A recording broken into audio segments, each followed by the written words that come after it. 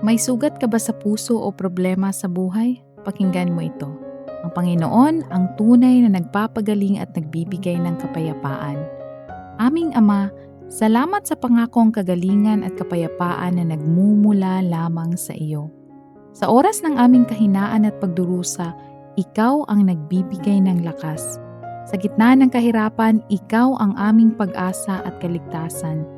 Pagalingin mo ang aming mga sugat, pisikal, emosyonal at espiritual. Ibalik mo ang kasaganaan at kapayapaan sa aming pamilya, sa aming bayan at higit sa lahat sa aming mga puso. Nagtitiwala kami na ang iyong kagandahang loob ay sapat upang itaguyod kami araw-araw. Amen. Kung naniniwala ka na ang Panginoon ang tanging kagalingan at kapayapaan, i-type mo sa comments ang salitang kagalingan. Huwag kalimutang i-like, i-share at i-follow para mas marami pa ang maabot ng salita ng Diyos.